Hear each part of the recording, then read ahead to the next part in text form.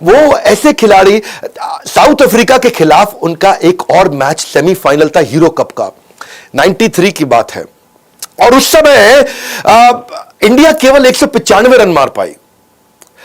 लग रहा था कि हार जाएंगे, पर कुछ अनिल कुंबले की बॉलिंग ऐसी चल गई कि साउथ अफ्रीका कंट्रोल में आ गया।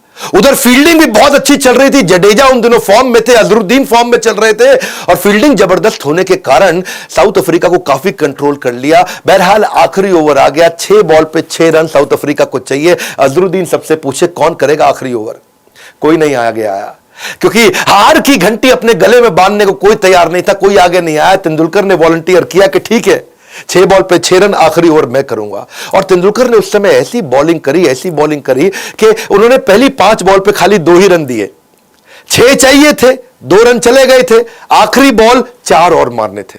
अब केवल चौके का खतरा था, चौका या छक्का, गेम ओवर। तेंदुलकर ने पीछे विकेट कीपर को बोला, मेरी बात सुन, अगर ऐसा ना हो जाए कि इनसाइड एज लग करके चौका लग जाए, पीछे मत खड़ा रहे, थोड़ा दूर जाके पीछे खड़ा हो।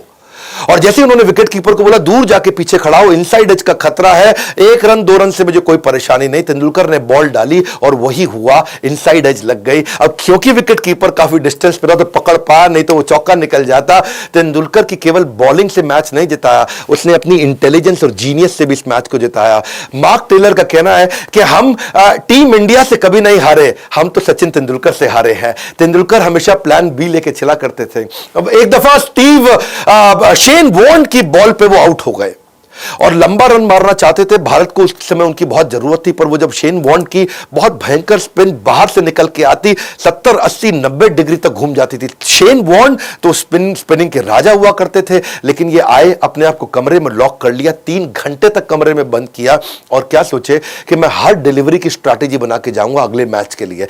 पूरा खेल सामने वाले की मानसिकता को समझने का है। तेंदुलकर मानते थे कि मैं केवल अगर अपनी बैटिंग के बारे में सोचूंगा ना, तो सामने वाले की साइकोलॉजी कंट्रोल कैसे करूंगा।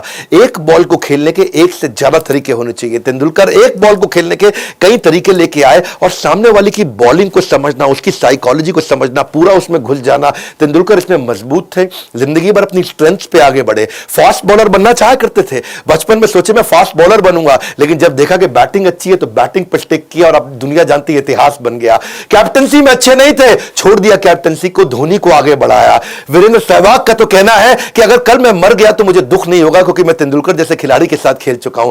सचिन की जो किताब थी अचीविंग योर ड्रीम्स, ये मैं इसको कैसे मिस कर दूं। इसमें बड़ी अच्छी लेसन उन्होंने दिए, और जब मैं रिसर्च कर रहा था, किताब पढ़ रहा था उनकी, तो मैंने देखा एक कोट जो मुझको बड़ा पसंद आया, discipline and preparation is vital for success. वो जिंदगी भर डिसिप्लिन रहे, irrespective the level of your natural talent. तेरे पास जिंदगी में नेचुरल टैलेंट कोई नहीं, तू आज तक अपने टैलेंट को समझ नहीं पाया, कोई बात नहीं, टैलेंट नहीं भी है, लेकिन अगर डिसिप्लिन और प्रिपरेशन है, डिसिप्लिन और प्रिपरेशन है, डिसिप्लिन और प्रिपरेशन है, गेम चेंज हो जाएगा।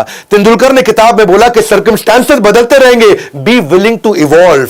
अपने आप को इवॉल्व करो, बाहर निकालो with open mind if you want to reach the pinnacle of success. बोला अगर सफल होना चाहते हो तो 2 चीजें हैं, ओपन माइंड से इवॉल्व करते रहिए, लर्न करते रहिए। तेंदुलकर जिंदगी भर अपने मेंटर के आगे हाथ जोड़ के जीवन बिताया। जब रमाकांत आचरेकर जीवित नहीं रहे तो वो सबसे पहले उनको कंधा देने गए। जब उनकी किताब भी आई तो उन्हीं से विमोचन कराया। अपनी किताब में कहते हैं, if you aim to be the best, need for a mentor cannot be overstated. जिंदगी भर मेंटर रखे, और हमेशा बोले रमाकांत आचरेकर जी की गाइडेंस के बिना शायद मैं अपने उस पोटेंशियल को पहचान नहीं पाता।